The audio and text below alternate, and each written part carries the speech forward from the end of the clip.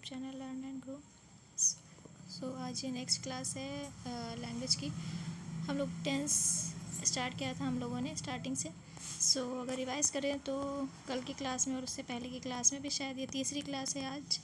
तो पहली क्लास, दूसरी क्लास और दूसरी क्लास में क्या देखा था, तो जो फर्स्ट क्लास थी उसमें हम लोगों ने टेंस डिस्कस किए थे, कितने तरह के होते हैं, उसकी कितनी कैटेगरीज होती हैं, ये सब हम लोगों ने बात कर ली थी कि future present indefinite future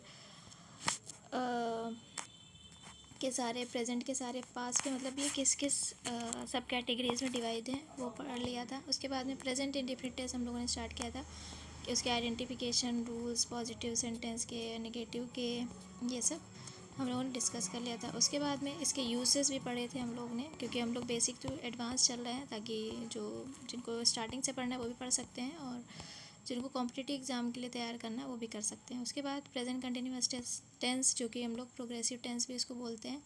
so ये कल हम लोगों ने किया था। आज हम लोग करेंगे प्रेजेंट परफेक्ट टेंस। इसके भी यूजेस देख लिए थे। आज बात करते हैं प्रेजेंट परफेक्ट टेंस। इसकी जो आइडेंटिफिकेशन है वो हम लोग देखेंगे। क्रिया के साथ में चुका है, चुकी है, चुके हैं, लिया है, दिया है, गया है, ली है, दी है, की है, मतलब ये सब लास्ट में वाक्य के अंत में जब भी सेंटेंस ख़त्म होगा तो ये वाले वर्ड देखने को ज़रूर मिलेंगे।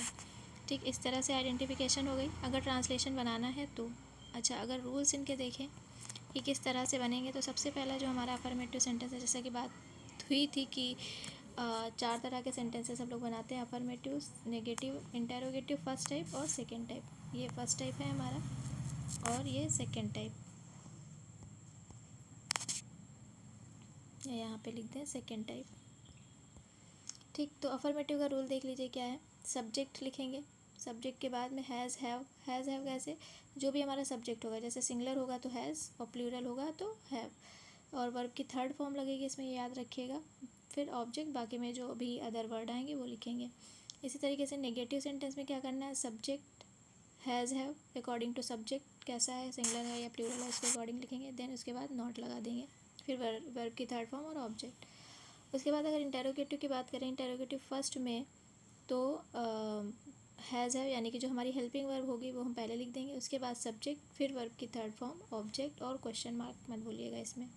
देन उसके बाद जो सेकंड टाइप है, सेकंड टाइप में अगर बात करें तो सेकंड टाइप में जो क्वेश्चन वर्ड आता है उसको पहले लिखेंगे। सेंटेंस में कोई भी क्वेश्चन वर्ड है, लाइक कब, कहाँ, क्यों, कैसे, ये सब, तो ये पहले ले आएंगे, तो इसको हम लोग क्वेश्चन वर्ड बोलेंगे। देन उसके बाद हेल्पिंग वर्ब, फिर सब्जेक्ट, फिर नॉट। हाँ, अगर इंटेरोगेटिव सेंटेंस में अगर नेगेटिव सेंटेंस आ गया है तो सब्जेक्ट के बाद हमेशा नॉट लगाएंगे, फिर वर्ब की थर्ड फॉर्म और ऑब्जेक्ट।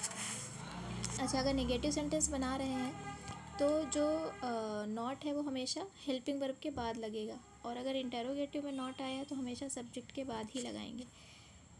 ठीक है, तो ये रूल्स हो गए। अभी इसके कुछ एग्जांपल्स देख लेते हैं। तो पहला एग्जांपल जैसे ये लिखा है, मैंने इस युद्ध में अपने लोगों को खोया है। तो मैंने क्या है, मैंने की इंग्लिश क्या होती है, आई।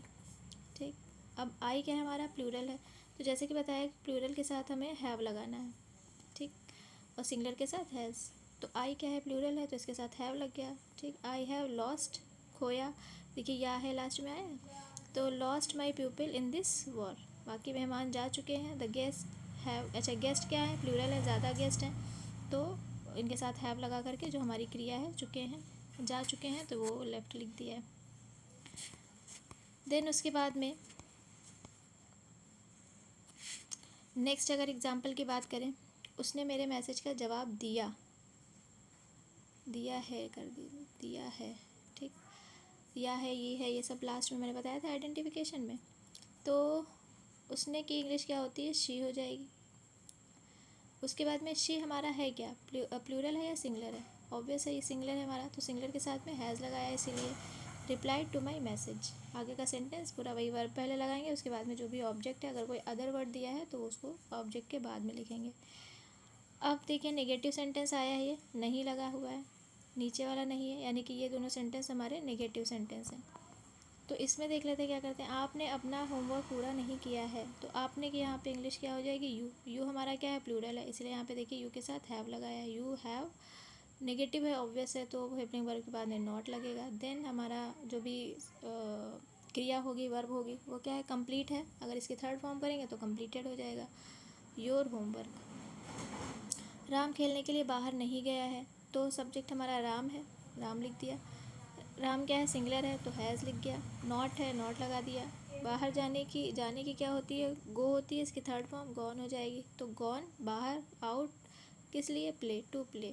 ठीक है, Ram has not gone out to play. Next जो हमारे सेंटेंसेस हैं वो इंटेरोगेटिव से रिलेटेड हैं। तो पहला जो सेंटेंस है, क्या आपने आने वाली परीक्षाओं की तैयारी कर ली है। तो सबसे पहले हम वो देखेंगे, सब्जेक्ट देखेंगे कि क्या है, क्योंकि उसी के अकॉर्डिंग हम लोगों को अपनी हेल्पिंग वर्ब लगानी है। तो सबसे पहले सब्जेक्ट देखेंगे आपने, यानी कि you.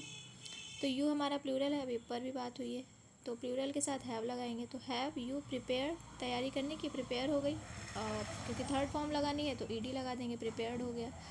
For the upcoming examinations, question mark ज़रूर लगाना है इसमें। देन उसके बाद में आपने लाइब्रेरी का बकाया भुगतान क्यों नहीं दिया है। अच्छा, क्यों, देखिए ये बीच में आया, तो ये इससे क्या पता चला कि ये सेकंड टाइप है। सेकंड टाइप में सबसे पहले हमें क्या करना था, जो भी क्वेश्चन वर्ड है उसको पहले लिखेंगे। क्वेश्चन वर्ड क्या है, वाई है, मतलब क्योंकि इंग्लिश क्या होती है, वाई। वाई के साथ फिर हमने क्या लगाया, हैव, यानी कि हैव क्यों लगाया, क्योंकि हमारा जो सब्जेक्ट है वो प्लूरल है, यू। फिर उसके बाद में, अच्छा इसमें नेगेटिव आया है तो नॉट लगा देंगे सब्जेक्ट के बाद। पेड द लाइब्रेरी ड्यूज़, उन्होंने खाना क्यों नहीं खाया है, क्योंकि इंग्लिश क्या होगी, वाई। हैव दे, हैव क्यों लगा, क्योंकि दे क्या है, हमारा प्लूरल है, उन्होंने की इंग्लिश दे होती है, दे प्लूरल है। Not eaten the food. तो ये कुछ एग्जांपल्स है, इसमें कोई प्रॉब्लम आए तो कमेंट करके पूछ लीजिएगा। देन उसके बाद इसके कुछ यूजेस भी दिए गए हैं कि किस तरीके से कहाँ पे यूज़ होता है।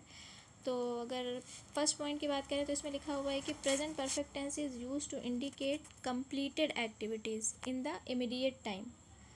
तो जो पास्ट परफेक्ट टेंस होगा इसमें काम जो है वो पूरा हो चुका होगा, ये इस तरफ इशारा करेगा ये सेंटेंस। ठीक है, जैसे ही हैज़ जस्ट अराइव, बस तुरंत काम ख़त्म ही हुआ है। जैसे क्वेश्चन सेंटेंस लिखा है ही हैज़ जस्ट अराइव, कि वो अभी पहुंचा है। They have left for Delhi, वो मतलब बस अभी अभी दिल्ली के लिए निकले हैं। इस तरीके से ये सेंटेंस शो करता है कि जो एक्टिविटी हुई है वो जस्ट ख़त्म ही हुई है। ठीक है, देन उसके बाद जो सेकंड पॉइंट है, ये कॉम्पिटिटिव एग्ज़ाम के लिए थोड़ा बेनिफिशियल रहेगा, क्योंकि उसमें सेंटेंस पूरा पूरा लिख करके आएगा, आपको पहचानना रहेगा कि कौन सा टेंस है, उससे पूछा जाता है। तो उस हिसाब से ये आप लोग जो यूजेस ऑफ टेंस हम दे रहे हैं कुछ पॉइंट्स, ये ज़रूर देख लीजिएगा। उसके बाद सेकेंड पॉइंट है, this tense is use to denote an action beginning at some time in the past and continuing up to present. कुछ काम हो रहा होगा, कुछ काम हो चुका होगा, बिगनिंग मतलब शुरू हुआ होगा पास्ट में, और प्रेजेंट में चल रहा होगा। और कभी कभी इसमें सिंस ऑफ और का भी फ्रेजेस के लिए यूज़ कर देते हैं। जैसे I have work for 4 years। अच्छा, टाइमिंग दी गई है तो सबको लगेगा प्रेजेंट परफेक्ट कंटिन्यूअस है ना, ऐसा नहीं है। सबसे पहले तो अगर जो भी परफेक्ट टेंस होंगे, प्रेजेंट परफेक्ट टेंस या प्रेजेंट परफेक्ट कंटिन्यूअस टेंस होंगे, उसमें टाइमिंग के साथ साथ हमेशा बीन भी दिया होगा। ठीक, तो ये भी पहचान है। बाकी टाइमिंग वगैरह है तो इससे ये मत समझिएगा कि हाँ ये परफेक्ट कंटिन्यूअस टेंस ही होगा। सो एक बार ये अच्छे से ये वाला पॉइंट देख लीजिएगा। देन नेक्स्ट है, this tense is use to express past action whose time is not given and not definite time. तो कुछ सेंटेंसेस ऐसे होते हैं जिसमें कोई भी टाइम गिवन नहीं होता है, ना ही जो टाइम दिया होगा वो निश्चित समय होगा। एग्जाम्पल्स देख लीजिए, she has read Gitanjali, I have written 5 books, उसने 5 बुक्स लिखी हैं, मतलब कब लिखी, कहाँ लिखी, ये भी कुछ डेफिनेट नहीं है, ना ही कोई टाइम दिया होता है। सो इस तरीके से ये आज का लास्ट पॉइंट था। कल इसी के आगे का नेक्स्ट तैयार करेंगे, हम लोग पढ़ेंगे प्रेजेंट परफेक्ट कंटिन्यूअस टेंस। फिलहाल अभी तक की जो भी 3 टेंसेस के बारे में पढ़ा है, present perfect continuous, present indefinite tense और प्रेजेंट परफेक्ट, आज पढ़ लिया है। कल हम लोग पढ़ेंगे प्रेजेंट परफेक्ट कंटिन्यूअस। और ऐसी वीडियोस के लिए चैनल को सब्सक्राइब करिए।